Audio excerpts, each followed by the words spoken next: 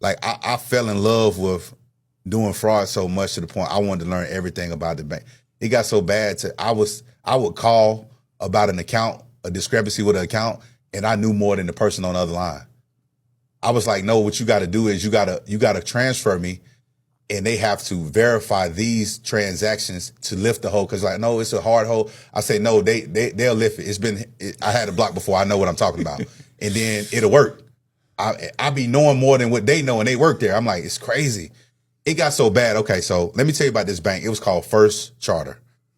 This bank, and how I found out about this bank was because I ran out of checks. It came a time where like we couldn't get our hands on like the checks that we needed. It was just one of those weeks, man. And the town was dry. It was dry. It was dry because I had dudes that was like breaking in cars and stuff and getting checks and stuff. And then I had people sign up, but things kind of slowed down because I turned into the dude. I stopped signing people up. Cause like most people that I had working for me on signups, they just stopped calling me and they started doing it themselves. They're like, we don't need him. Mm-hmm. So like I ended up getting aged accounts. Like I'm meeting people that's done had Wachovia for 10 years and I'm going big on big. Like I'm dropping 15,000 in your account, 20,000 in your account. Like I'm 30,000. Like I'll never forget I had this one guy, it's in my indictment. He was in NASCAR school and I took that situation and took advantage of it. So I called the girl that I had working in the bank. Remember the girl I was telling you about? Yeah. She worked. How did you get to her? Okay. So this dude that I was like, he was like my little protege back in the day. I was letting him run with me. He had her sister. He had a baby by her sister.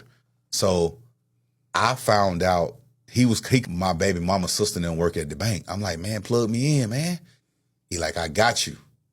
He was like, so he ended up calling her in the car with me, and he was like, look, we gonna pay you, but we gonna need some information. So she's like, okay, I'll do it. You know, like it's whatever. Like, you know, they want money. Like it's cool.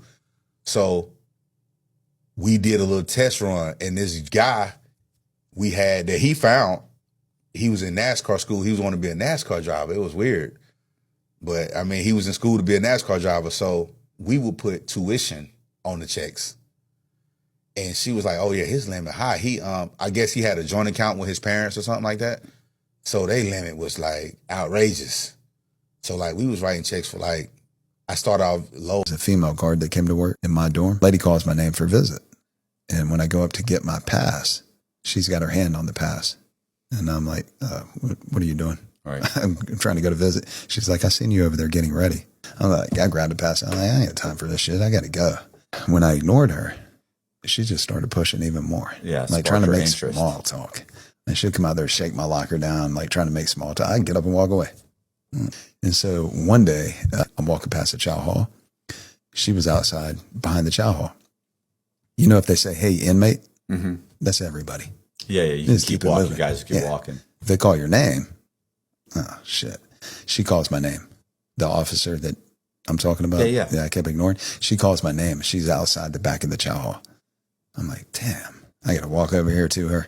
And she's got a bag in her hand. She said, you want some biscuits? I'm like, do I look like I eat biscuits? Like at the time, I'm doing nothing but work out. I'm in really good shape, especially for a white guy on the compound. Right. Most of the white guys are not in good shape. I'd still eat a biscuit, bro. Like it's a biscuit. It was a free world biscuit. No. She's standing outside the chow hall with a brown bag. Okay. So it's from the chow hall? That's what I thought. But then she said, they're Hardee's biscuits. I was like, Hardee's biscuits? I'm like, give me the bag. Still not being friendly. Right. She gave me the bag and I left. I didn't say thank you, nothing. I'm like, I'm out of here. Dude, I'm over here eating the biscuits. I'm sharing them with my bunkie.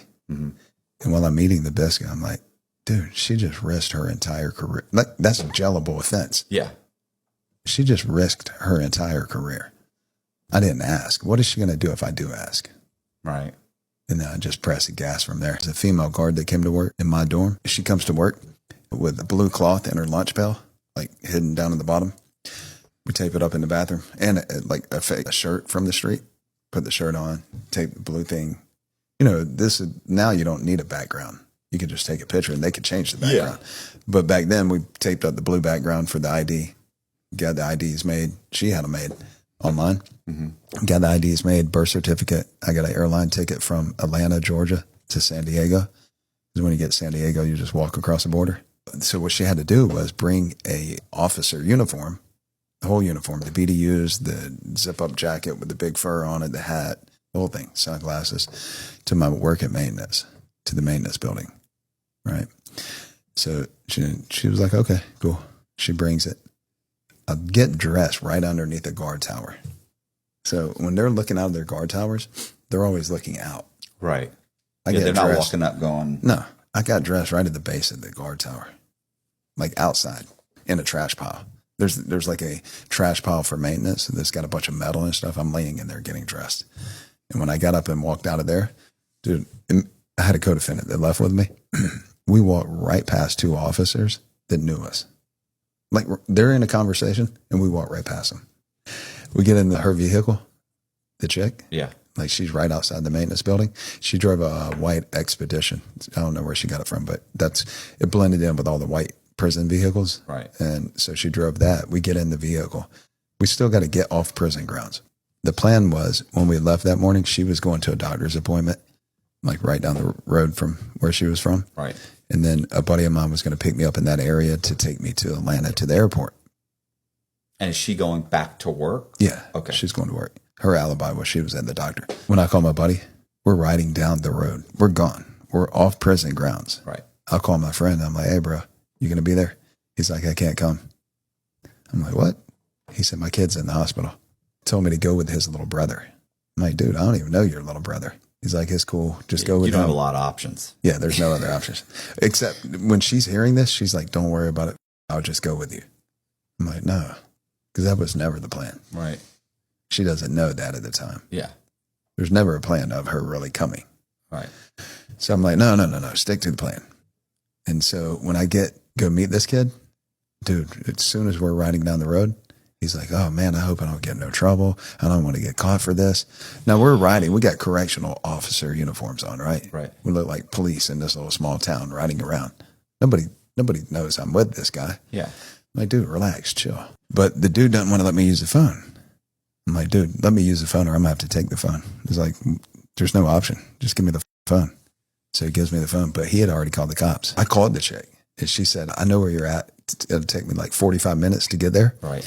But we go back to the back of the farm in the tree line, Right. like way in the back. And while we're sitting there waiting on her, I see an unmarked cop car come down the road. So we take off running. We're running through the woods and there was a bar, like just a real small little wooden bar in the middle of nowhere. I'm like, bro, go over there and get us a ride. I'm in no condition to go over there. My legs are all messed up. Got blood all over me. I don't have shoes. I look crazy. He's still got shoes. He's not cut. Nothing's wrong with him. He don't even seem tired. So I'm like, go over there and get us a ride. So he goes over there and there's 3 people coming out, 2 guys and a girl. He's like, hey, me and my buddy were in the river. We were riding jet skis with these girls. They left us and like came up with some story, right? He's like, will you give us a ride? He gave them $750 to give us a ride. When they said, okay, he said he had a buddy with him. They were like, where is he? He's like, he's over there laying down in the bushes. Automatic red flag. Like, Right. They should have been like, no, we're not picking nobody up from the bushes. Well, the 750 is, I mean, Yeah. you don't charge 750 for a That ride. alone. Yeah. Yeah. The kid says, I got to take my girl home. His girl was pregnant. I'm like, all right, cool. When you go in there, will you get me a pair of shoes? I said, I'll give you 50 more bucks. But now they got $800. Right. He said, yeah, no problem. He goes in, he comes back out. He's got a pair of Corona slides. When he comes outside, his dad's with him. Mm-hmm. His dad's got a police scanner. He said, man, I know who you guys are.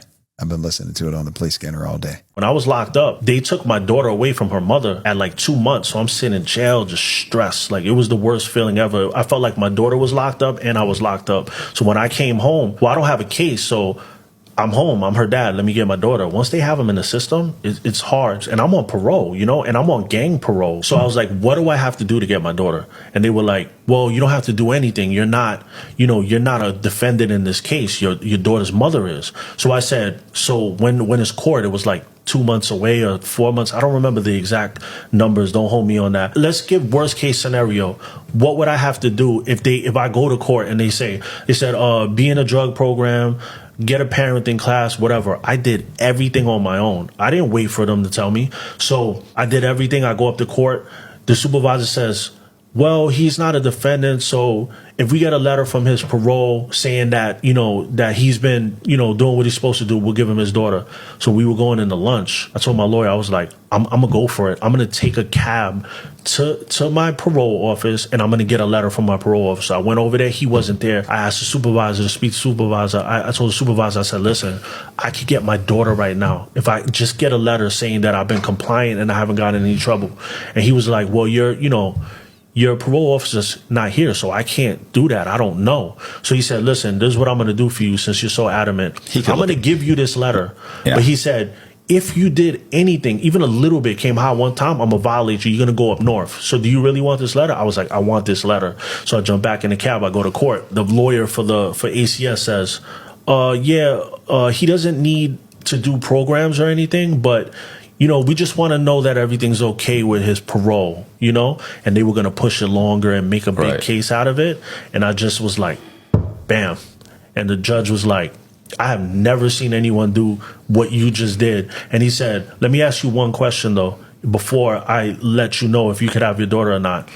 Do you want custody of her, or do you want your mother to have custody of her? Because my mother was with me. I was like, I want custody of her. She's my daughter. It's my responsibility. He gave me to her. And when it was all over, he said, the reason why I gave you your daughter is not because you going to get paperwork or anything. It's the fact that you're the first man I seen in here that actually didn't want your mother to take your kid. You wanted custody yourself. And I got my daughter. I've had custody of her since.